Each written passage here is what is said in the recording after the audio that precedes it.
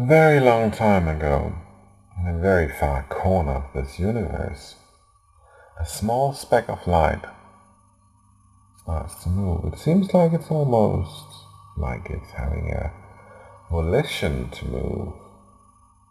It moves through this grand universe without hitting anything. There's no asteroids, no planet seems to be on its course. It just goes through space.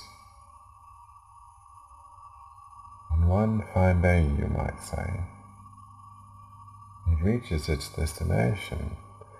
It hits the surface of an ocean. At that moment it hits the surface, the whole ocean lights up in a green spark, which dies down as the speck of light descends to the bottom of the ocean. And the green light dims down, but not completely. Every night there is this green kind of, it's like it never really is completely dark when you travel at night time on this ocean. They say, people, well, there is a God who's sleeping at the bottom of the ocean. Actually, that could be the case, depending on how you define a God. But I have a story to tell. One fine night, there is a very majestic ship sailing on the ocean. And on the front of the ship, there's a young man standing, and he's just looking really sad. The one girl he has cast his love upon does not love him back. And there is no sadder story than that. And he looks into the water and he has that thought of maybe I should just fall down into the water. It looks so soothing. All my sorrows will be gone, and maybe that's why he falls into the water, or maybe the ship hits a small bump, but fall he does. All life in this ocean, and feel the suffering of this person. So when he hits the surface of the ocean, he actually hits a cushion of fish and other life forms. It's like they're drawn towards his pain. And it's almost like he's hitting a mattress when he hits the surface of this ocean. And he lies there. And his ship is moving further away, and he doesn't really cry out, he just lies there like that's his destiny to lie there. He looks up into the sky, all the stars, and he lies in this cushion of life, which is like rolling a little bit in a rhythmic fashion. He has never been on a softer bed, ever. After a short while, he actually falls asleep. In the beginning, his dreams are he's basically a bit haunted. After a while, it's like all his thoughts are just sinking to the bottom of the ocean. All his pain is falling away from him. And then he lies there, without a thought, sleeping, so deep and so peaceful. The next morning he wakes up,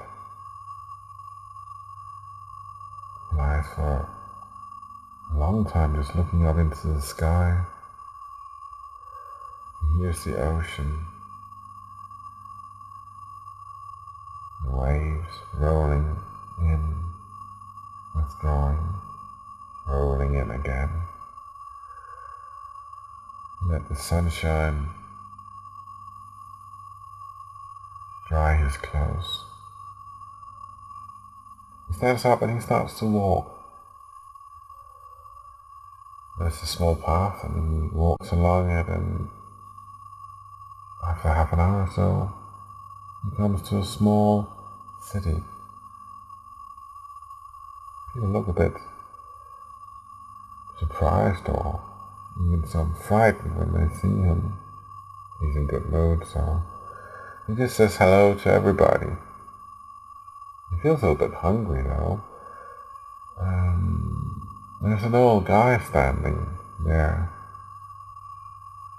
He's blind. He doesn't look frightened when the young prince goes, "This is a prince. Is this a fairy tale, right?" Well, anyway, the prince asks him if there's a good place to eat nearby. And the old man, he says, "Yeah, there's one up the road, and turn left, turn right, whatever." And the prince walks on and he comes to this tavern. And he walks in, there's not much light in there, and he finds the guy who runs the place and asks him if there's a meal for him. And the guy said, "Well, I can probably make something." He go out in the kitchen and looks out through the windows and notices all these people outside his tavern, and he's like, "Oh, who's the guy I have inside there?" And he goes back and put a candlelight in front of the prince, and he notices who it is, and boy, he goes out in the kitchen, he makes the best breakfast he ever made. Serves it, and the young prince, it's basically the best food he ever had.